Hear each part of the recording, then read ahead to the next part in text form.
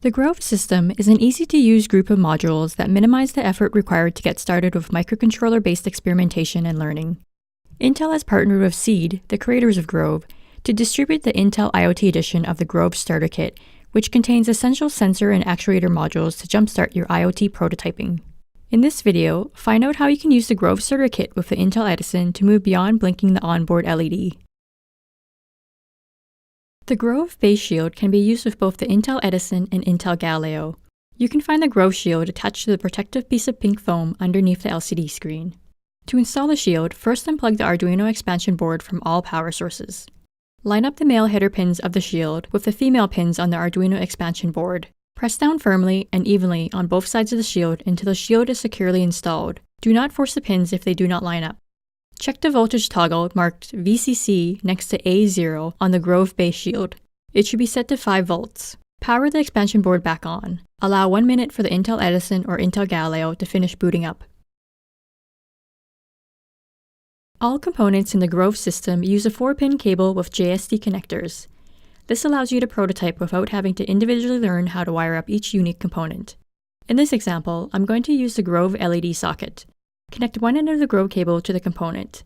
The Grove connectors only fit in one direction, so you can feel confident that the wiring is correct. For the other end of the 4-pin cable, refer to the labels on the Grove base shield for the correct pin to connect to. Choose from digital pins D2 to D8, analog pins A0 to A3, I2C along the bottom row, and UART in the top right. For the LED socket, I'm going to use digital pin 6, marked with D6.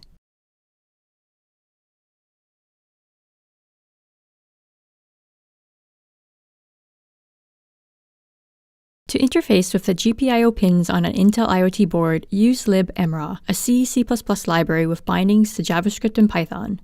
To control more complex sensors and actuators, use UPM, a higher-level library that leverages libmra.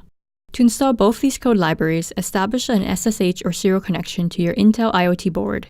To install or update Emra, run the following commands on your board. The first command will edit the Emra UPM config file. The last 2 commands use the board's built-in OPKG package manager to download and update the missing library.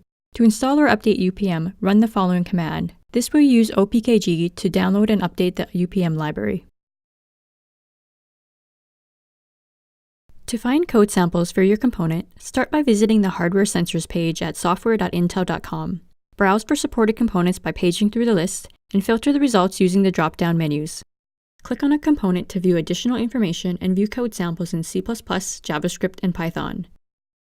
Alternatively, to find the most up-to-date UPM code samples, browse the UPM examples folder on GitHub. Go into the C++, JavaScript, or Python folders and look for your component by model or part name. Continue watching part 2 of this video in your preferred programming language to see these code samples in use.